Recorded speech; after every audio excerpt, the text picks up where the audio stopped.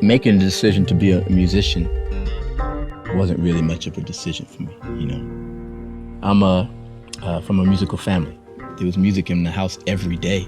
Music was the language that I probably heard and spoke before I started speaking English. You know what I mean? So it's more just some things choose you rather than you choose it. And as a teenager, first you're looking for a way to fit in, and then eventually you're looking for a way to stand out as you get older. And music did all of that for me. When you're on the stage and everything comes together, man, that's an amazing thing already. But when you look out in the audience and you realize that what you're feeling is being transferred to all these people out there, that's an incredible feeling.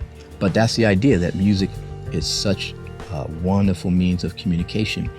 And if you can get people to feel it, man, that's a connection. And that's very important. So you get those kind of questions like, do you ever get tired of playing music? And I say, man, you ever get tired of breathing? It's like, this is like essential. The only challenge for me is to try to continue to grow and to continue to improve. As a musician, this is a never-ending quest, man. Effects are an amazing tool, but they're a tool. So what you have to do is realize that you got to do your work first.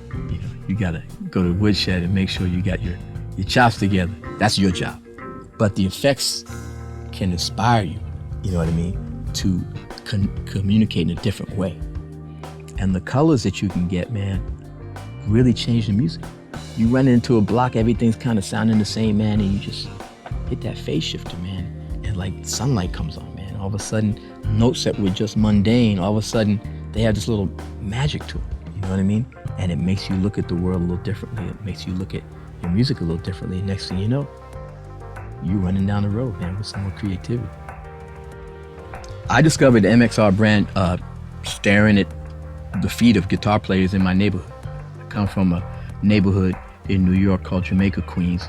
And when I was coming up, there was a band on every block. There was a dance band, R&B band on every block. Every band. Oh, that's the band from 157th Street. Oh, that's the band from 156th Street, you know. And we used to check out each other, and I remember clear as day, a guitar player playing, and he had that watery sound that you can only get with the MXR Phase 90.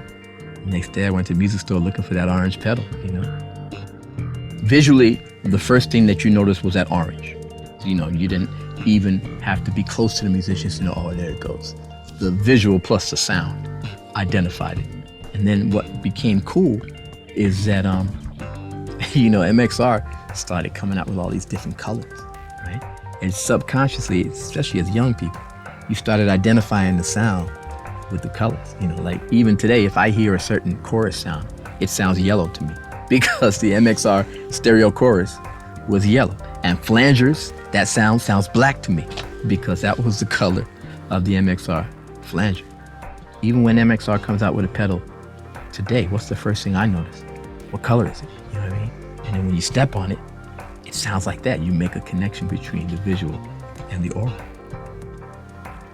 Back in the day, as bass players, we would just take the guitar players' effects and plug them in and see what they did for a bass. But now, what's really cool is that MXR has started to try to take that into consideration and make some effects specifically for the bass so that you don't lose the primary job of the bass, which is to hold down the bottom, but you can still, you know, put some juice and inspire yourself and inspire other people with what you're doing. So in a certain way, these effects can help you make your connection. I think it's your responsibility to figure out how to do it. And the way you do it is you just screw around until you find something good. You know what I mean?